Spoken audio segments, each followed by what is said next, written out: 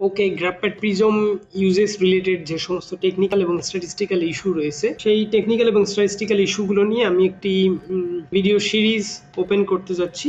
সেই ভিডিও সিরিজের প্রথম ভিডিওতে আজ আমরা উপস্থিত হয়েছি। ওকে, আমরা তাহলে আজকে আর কথা না বাড়িয়ে আমাদের কাজ শুরু করে দিই। আমি একটি টেস্ট ফোল্ডার ওপেন করেছি, যেখানে হচ্ছে কিছু টেস্ট রেজাল্ট সেকশন রেখেছি এবং কিছু ফাইল রেখেছি। ওকে, টেস্ট ডাটা, এগুলো র্যান্ডম কিছু টেস্ট ডাটা। এখানে আমি এক্সপ্লেন করব হচ্ছে যে একটি এসএনপির সঙ্গে, সিঙ্গেল নিউক্লিওটাইড পলিমরফিজমের সঙ্গে আমার ব্রেস্ট ক্যান্সার পেশেন্টের অ্যাসোসিয়েশন রয়েছে কিনা, অর্থাৎ এসএনপির যে একটি অল্টার্ড অ্যালিল রয়েছে, একটি রেফারেন্স অ্যালিল, কোন অ্যালিলের সঙ্গে তার অ্যাসোসিয়েশন রয়েছে, সেই অ্যাসোসিয়েশন ক্যান্সার কজিং রিস্কে ইন্ডিকেট করে কিনা, নাকি প্রোটেকশন সিস্টেমকে ডেভেলপ করে, সেই বিষয়টি এক্সপ্লেন করব। এখানে কিভাবে রেজাল্ট সেকশন লিখতে হয় সেই ডিটেলস এখানে এক্সপ্লেন করব, কিভাবে ডাটাগুলো অ্যানালাইসিস করতে হয়, এবং যদি পসিবল হয় আমি ডিসকাশন পার্টটাও এখানে এক্সপ্লেন করার চেষ্টা করব। ওকে, দেখুন, রেজাল্ট সেকশনে আমরা প্রথমে বেসলাইন ক্যারেক্টারিস্টিক্স নিয়ে আলোচনা করব। আমাদের যে স্টাডি সাবজেক্ট রয়েছে, আমার স্টাডি সাবজেক্ট হিসাবে আমি নিয়েছি কেস, অর্থাৎ যারা ব্রেস্ট ক্যান্সার পেশেন্ট, এবং কন্ট্রোল যারা হেলদি পিপল।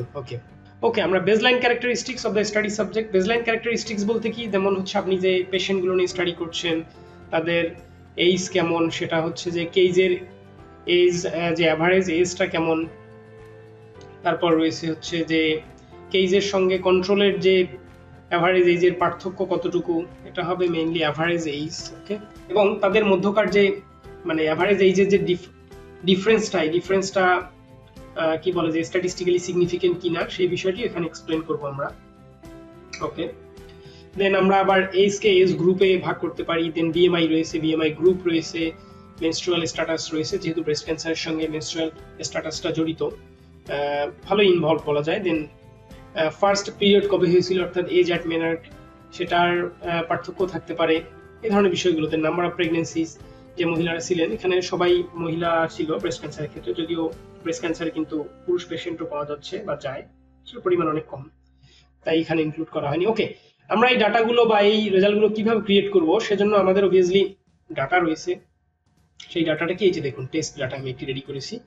সেই টেস্ট ডাটাটিতে আসলাম। অবশ্যই আপনাদের এরকম টেস্ট ডাটা রেডি করা রয়েছে।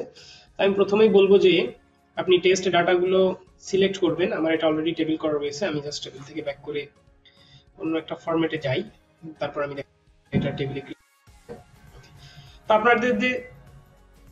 আপনাদের যে ফাইলটা রয়েছে ডাটা রিলেটেড, তো সেই ফাইলটার যে কোনো একটা সেলে ক্লিক করুন, দেন কন্ট্রোল এ প্রেস করুন, তাহলে পুরো ডাটা শিটটা সিলেক্ট হয়ে যাবে। ডাটা শিট বলতে ডাটা টেবলটা, যতদূর পর্যন্ত এই ডাটা আছে ততদূর পর্যন্ত এটা সিলেক্ট হয়ে যাবে। ওকে, গুড। এরপর আমরা কি করব, যে এখানে হোমে যাব, হোমে এসে ফরম্যাট স্টেবল করে দেব। আমি যে এই ভার্সনটা সিলেক্ট করলাম। ওকে, আমার টেবলে যেহেতু হেডার ছিল, তাই আমি সেখানে ক্লিক করে দিয়েছি যে হ্যাঁ হেডার ছিল, আমি চেক দিয়েছি। এরপর আমার কাজ হবে যে দেখুন, এই যে আমি আইডিতে ক্লিক করে সর্ট স্মলেস্ট টু লার্জেস্ট করে দিলাম, তাহলে আমার আইডিটা চলে আসলো এবং ফার্দার যে এসএনপি এগুলো সবই রয়েছে। যাই হোক, এইদিকে আমি যাচ্ছি না, কিভাবে আপনারা কন্ট্রোলের যে পেজটা রয়েছে সেটাও এরকম টেবিল আকারে করে নেবেন, এটাই বেটার।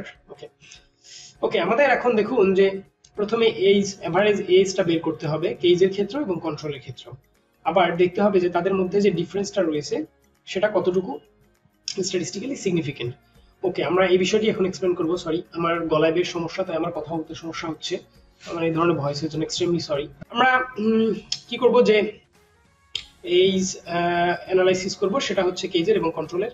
সেজন্য আমরা প্রথমেই গ্রাফপ্যাড প্রিজমটা ওপেন করে নিলাম। ওপেন করে আমাদের একটি ফাইল ওপেন করতে হবে, ফাইল বলতে একটি ফাইল ক্রিয়েট করতে হবে আর কি, ওপেন নাম। ওকে, এটা চলে এসেছে। তো আমরা এখানে কি ধরনের অ্যানালাইসিস করব, আচ্ছা ধরুন আমি কলামে ক্লিক করেছি, তারপর start with sample data to follow a tutorial. Okay, good. তো এখান থেকে আপনি যখন start with sample data to follow a টিউটোরিয়ালে ক্লিক করবেন, তাহলে আপনার জন্য ইজি হয়ে যাবে। আমি এখানে টি টেস্ট করবো এবং আনপেয়ার্ড, কেন আনপেয়ার্ড করছি বিষয়টা আমি সামনে এক্সপ্লেন করবো, জাস্ট আমাকে ফলো করুন। আমি ওকে, এখান থেকে টি টেস্ট আনপেয়ার্ড সিলেক্ট করলাম, দেন আমরা এখানে ক্রিয়েটে ক্লিক করব। ক্রিয়েটে ক্লিক করলে আমাদের হ্যাঁ একটি নোট চলে এসেছে, আমি ডিলিট নোট করে দিলাম। ওকে, এখান থেকে আমি হচ্ছে কেস লিখলাম, আন্ডারস্কোর দিয়ে এজ লিখলাম। ওকে, দেন রয়েছে কন্ট্রোল আন্ডারস্কোর দিয়ে এজ রয়েছে। ওকে, এখন আমার যেটা করতে হবে যে আমি এক্সেল ফাইলে এসে এজটা সিলেক্ট করে নিচ্ছি এখান থেকে, মানে কপি করে নিব আর কি। ইয়েস, কপি করে নিলাম কন্ট্রোল সি চেপে। দেন এই যে আমার কেজের যে এজ সেকশনটা রয়েছে সেখানে জাস্ট পেস্ট করে দিলাম। ইয়েস, তাহলে 150 নাম্বার পেজ রয়েছে। ইয়েস, দেন কন্ট্রোলের এজটাও একইভাবে পেস্ট করে দিব। আমি কন্ট্রোলে যাচ্ছি, কন্ট্রোলের এজ, দেন এটা সিলেক্ট করে এখান থেকে জাস্ট কপি করে নিচ্ছি। দেখি সবগুলো আছে কিনা। হ্যাঁ, থাকার কথা, না থাকলে এখানে শো করবে। ওকে, একদম শুরুতে যেতে হবে আমাদের, দেন এখানে ক্লিক করে তারপর পেস্ট। দেখি 150 হয়েছে কিনা এখানেও। ইয়েস, 150 হয়েছে। গুড। এরপর আমি আপনাদেরকে বলেছি যে আমি এই পেজটা যখন ওপেন করি তখন নিয়েছিলাম যে আনপেয়ার টি টেস্ট। ওকে, তো যখন এইভাবে আমরা ওপেন করেছি তখন দেখুন নেভিগেট বারে কিন্তু রয়েছে ডাটা টেবিলস, অর্থাৎ এই টেবিলসের আন্ডারে আপনি ডাটাগুলো ইনপুট দেবেন। তারপর রয়েছে ইনফো, এখানে এগুলো লাগবে না, প্রজেক্ট ইনফো এন্ড দেন। তারপর আমরা যখন রেজাল্ট ক্রিয়েট করবো রেজাল্ট সেকশনের আন্ডারে কিন্তু রেজাল্টগুলোকে দেখাবে এবং গ্রাফও কিন্তু অটোমেটিক ক্রিয়েট হয়ে যায়। গ্রাফ আমরা পরে দেখব। আগে আমি এক্সপ্লেন করি কেন আনপেয়ার টি টেস্ট। প্রথমে বলি যে টি টেস্ট কখন করা হয়। টি টেস্ট তখন করা হয় যখন আপনি কোয়ান্টিটেটিভ ডাটাগুলো নিয়ে স্টাডি করছেন এবং কোয়ান্টিটেটিভ ডাটার বিভিন্ন ধরনের অ্যানালাইসিস করছেন। যেমন আমি এখানে কি অ্যাভারেজ মিন মিন যে এজ বা অ্যাভারেজ যে এজ সেটা ক্যালকুলেট করব, পাশাপাশি স্ট্যান্ডার্ড ডেভিয়েশনও ক্যালকুলেট করব। তো সেজন্যই আমি টি টেস্ট নিয়েছি। আর যদি ক্যাটেগরিক্যাল ডাটা নিয়ে অ্যানালাইসিস করতাম তাহলে কিন্তু কাই স্কোয়ার টেস্ট করতাম। আমি ক্যাটেগরিক্যাল ডাটা কি সেটা আগে এক্সপ্লেন করেছি। গুড, আমরা অ্যানালাইসিস চলে যাই। অ্যানালাইসিসে ক্লিক করলাম, then t test, non parametric test. Okay okay, এখানে এসে আমি আনপেয়ার্ডে ক্লিক করব, বলেই রেখেছি আগে। Then again unpaired T test with OX correction, do not assume equal standard deviation. আমরা কিন্তু স্ট্যান্ডার্ড ডেভিয়েশন জানি না এবং আমরা আশা করছি স্ট্যান্ডার্ড ডেভিয়েশন অবভিয়াসলি এক না। স্ট্যান্ডার্ড ডেভিয়েশন যে এক না সেটা অ্যাজিউম করেই তারা সামনে অ্যাপ্রোচ করবে, তাই আমি সেকেন্ড অপশনটা সিলেক্ট করলাম। দেন এখানে no use use parametric test. Okay, then ওকেতে ক্লিক করলাম। ক্লিক করলে এখান থেকে আমরা মেইনলি কি পাবো, এখান থেকে আমরা হচ্ছে mean of column A. Column A তে আমাদের কি ছিল, কলাম এ তে ছিল হচ্ছে, আচ্ছা এটা এখান থেকে নিতে হবে না, আমরা এখান থেকে জাস্ট আনপেয়ার্ড টি টেস্টের যে পি ভ্যালু সেটা নিচ্ছি কাউন্ট করে। তো এটা কত, 0.53। ওকে, তো 0.53 এবং পি ভ্যালু সামারি কি, এনএস। এনএস মানে হচ্ছে নন সিগনিফিকেন্ট। আমরা জানি যে পি ভ্যালুর মান যদি 0.05 এর থেকে কম হয় তাহলে রেজাল্টটাকে বলা হয় সিগনিফিকেন্ট রেজাল্ট। কি সিগনিফিকেন্ট রেজাল্ট, বিষয়টা হচ্ছে যে তাদের এজের তো ডিফারেন্স দেখা যাচ্ছে যে কেজের এজ হচ্ছে, আচ্ছা আমি এখানে নিয়ে যাচ্ছি আবার। দেখুন তাদের মিন যদি দেখেন আপনি, মিন অফ কলাম এ অর্থাৎ কেজের যে অ্যাভারেজ এজ সেখানে 44.50 এবং 43.73। তো তাদের মধ্যে যে এই ডিফারেন্সটা আসলে স্ট্যাটিস্টিক্যালি সিগনিফিকেন্ট ডিফারেন্স কিনা, যে একটু ডিফারেন্স থাকতেই পারে, এটা কোনো ব্যাপার না। কন্ট্রোল কেজের আপনারা যে পেশেন্টগুলো সিলেক্ট করেছেন সেখানে অ্যাভারেজ এজের যে এতটুকু ডিফারেন্স এটা কোনো প্রবলেম করবে না, বা এই ডিফারেন্সটা সিগনিফিকেন্ট ডিফারেন্স না, স্ট্যাট সেই কথা বলছে পি ভ্যালুর মাধ্যমে। পি ভ্যালু নিয়ে আরো ফার্দার এক্সপ্লেন করবো যদি কারো বুঝতে একেবারে অসুবিধা হয়। পি ভ্যালু আসলে সিগনিফিকেন্স লেভেল এক্সপ্লেন করে। যাই হোক, এটা অনেক ফার্দার এক্সপ্লেনেশন রয়েছে, আমরা ইনটুইটিভ বায়োস্ট্যাটিস্টিক্স পি ভ্যালু নিয়ে অসাধারণ এক্সপ্লেনেশন পাবেন। ওকে গুড, আমরা তাহলে এখান থেকে পি ভ্যালুটা পেলাম। পি ভ্যালুটা 0.053, আমি সেটা আমার যে ডাটা রিজেনারেট করছি সেখানে লিখছি পি ভ্যালু 0.53 বা 54 লিখবো আমি, পরের 9 যেটা রয়েছে সেটা নিচ্ছি না। তার পরবর্তীতে আমি 54 লিখলাম এবং ব্র্যাকেটে লিখলাম এনএস অর্থাৎ নন সিগনিফিকেন্ট। গুড, এবার অ্যাভারেজ যে এইজটা রয়েছে কেজ এবং কন্ট্রোলের সেটা তো বের করতে হবে, পাশাপাশি স্ট্যান্ডার্ড ডেভিয়েশন সহ বের করতে হবে। তো আমি আবার হচ্ছে আমার এই ইয়াতে চলে আসলাম, গ্রাফপ্যাড প্রিজমে। এখানে এসে আমি নতুন একটি অ্যানালাইসিস যাব, অ্যানালাইজে ক্লিক করলাম।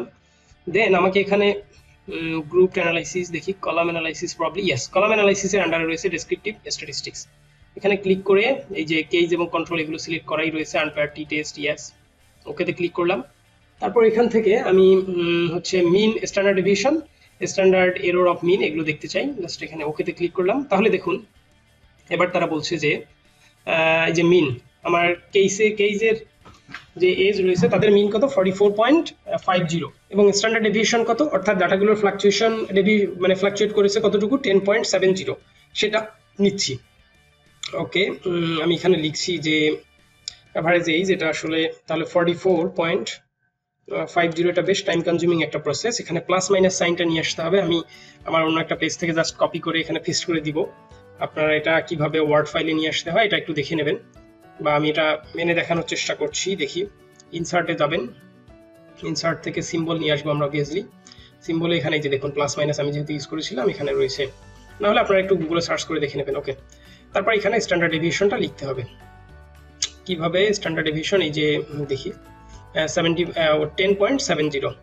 তো একইভাবে হচ্ছে আমি কন্ট্রোলারটাও লিখে ফেলবো, আমার কাছে এটা 10.70 আমি কন্ট্রোলারটাও লিখে ফেলছি বলতে এটা থেকেই কপি করে জাস্ট ওখানে পেস্ট করে দিচ্ছি, এটা আর দেখাচ্ছি না। কন্ট্রোলারটা ওই যে দেখুন, এই যে কন্ট্রোল এস, এখানে মিন রয়েছে, স্ট্যান্ডার্ড ডেভিয়েশনটা রয়েছে। তাহলে আমাদের এই অ্যানালাইসিসটা কি বলছে, যে আমাদের যে স্টাডিতে আমরা কেস অর্থাৎ যে পেশেন্টগুলো ইউজ করেছি তাদের ক্ষেত্রে অ্যাভারেজ এজ হচ্ছে 44.50, এবং কন্ট্রোলের ক্ষেত্রে অর্থাৎ হেলদি কন্ট্রোল যাদের এই ডিজিজটা নেই বা কোনো ধরনের ক্রনিক ডিজিজ নেই, ব্রেস্ট ক্যান্সারের ক্ষেত্রে এই ক্রাইটেরিয়াটা লাগে, তো হচ্ছে তাদের ক্ষেত্রে এজ কেমন 43.73। তো আমরা এখানে কি এক্সপ্লেন করছি, আমরা এইভাবে বলছি যে এখানে কোনো ধরনের সিগনিফিকেন্ট ডিফারেন্স নেই, কেজ এবং কন্ট্রোলের যে অ্যাভারেজ এজ রয়েছে তাদের মাঝে কোনো ধরনের সিগনিফিকেন্ট ডিফারেন্স নেই। এটা কিন্তু বেটার, কারণ আপনি যখন কন্ট্রোল এবং এজের সিগনিফিকেন্ট ডিফারেন্স থাকবে না, এটাই ভালো যে আপনি সেম এজের পেশেন্ট এবং হেলদি মানুষদের নিয়ে স্টাডি করেছেন, এটাই বেটার, এটাই করা উচিত আসলে। কারণ কিছু ডিজিজ রয়েছে যে একটা পার্টিকুলার এজে গিয়ে হয়তো ধরা পড়ে, তো আপনি যদি সেই এজে যাওয়ার আগেই পূর্বের কিছু মানে ওই এজের পূর্বের হেলদি কন্ট্রোল নিয়ে স্টাডি করেন, তাকে আপনি হেলদি বলছেন, কিন্তু সে হয়তো চান্স রয়েছে ইন ফিউচার সেই ডিজিজে আক্রান্ত হওয়ার, তাই তার ক্ষেত্রে যে জেনোমিক অ্যানালাইসিস সেটা কিন্তু ওই আবার কি বলে যে ব্রেস্ট ক্যান্সার পেশেন্টের মতোই দেখাতে পারে যদি আপনি ওই এজে গিয়ে এক্সামিন না করেন। যাই হোক, কথাটা কঠিন লাগলে আপনার এটা মাথায় নেওয়ার দরকার নেই, শুধু এইটুকু মনে রাখেন যে অ্যাভারেজ এইজের যে ডিফারেন্সটা যেটা আমরা আনপেয়ার টি টেস্টের মাধ্যমে বের করেছি, সেটা পি ভ্যালুতে যেন বলা থাকে যে নন সিগনিফিকেন্ট এনএস, পি ভ্যালুটা যেন 0.05 এর থেকে বেশি হয়, এটা তো অনেক বেশি। ওকে, আজকে এ পর্যন্ত, ভিডিওটা অলরেডি বেশ লেন্দি হয়ে গিয়েছে, আমি এই জন্য এক্সট্রিমলি সরি। তারপর আপনাদের কোনো ধরনের কোয়েরি থাকলে কমেন্ট বক্সে জানাবেন, আর হোয়াটসঅ্যাপে টেক্সট করতে পারেন আমাকে, বাট হোয়াটসঅ্যাপে কাইন্ডলি কল করবেন না, আমি ফ্রি হয়ে আপনার টেক্সটে রিপ্লাই করব। ওকে, সকলে ভালো থাকবেন এবং আমার জন্য দোয়া করবেন আমি যেন দ্রুত সুস্থ হয়ে উঠি। আমার গলায় প্রচন্ড ব্যথা হচ্ছে, তারপর আমি ভিডিওটা মেক করলাম কারণ সময় কাটছে না, একদম পড়তে পারছি না, মাথা ব্যথা করছে।